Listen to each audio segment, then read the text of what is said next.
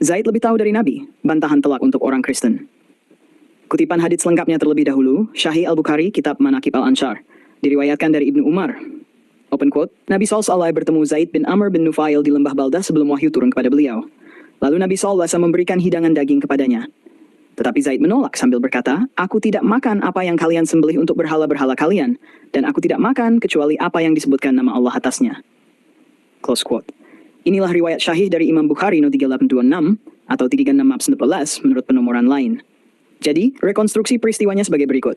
1. Nabi SAW bertemu Zaid bin Amr di daerah Batha. Orang-orang Quraisy menghidangkan makanan kepada Nabi SAW.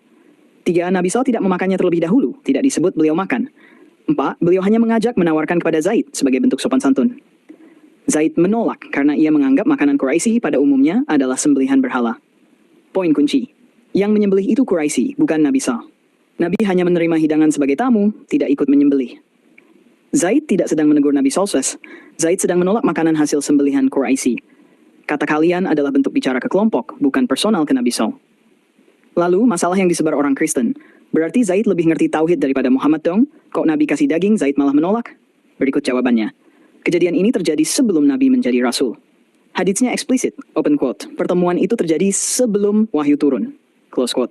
Saat itu, belum ada syariat Islam, belum ada halal haram, belum ada Quran, belum ada aturan sembelihan, belum ada perintah sebut nama Allah saat menyembelih. Jadi bagaimana mungkin kalian membandingkan kejadian prawahyu dengan hukum yang baru turun bertahun-tahun kemudian? Itu seperti mengatakan open quote, kok Nabi Nuh tidak ikut syariat Musa? Close quote, padahal Taurat baru turun ribuan tahun setelah Nuh. Konyol kan? Jadi termasuk ayat tentang ikutilah agama Ibrahim yang lurus. Turunnya wahyu tersebut juga setelah Nabi jadi Rasul. Contoh ayat QS An-Nahl 19:3, QS Al-Baqarah 2:35, QS Ali Imran 3:95. Semua ayat ini turun setelah wahyu dimulai, bukan saat Nabi bertemu Zaid. Jadi ayat itu belum ada sama sekali ketika hadits terjadi.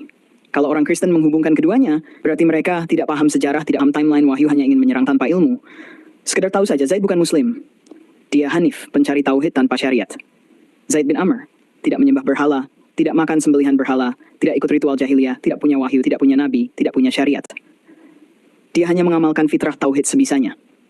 Dia bukan nabi. Dia bukan pemberi syariat. Dia tidak mengajari nabi.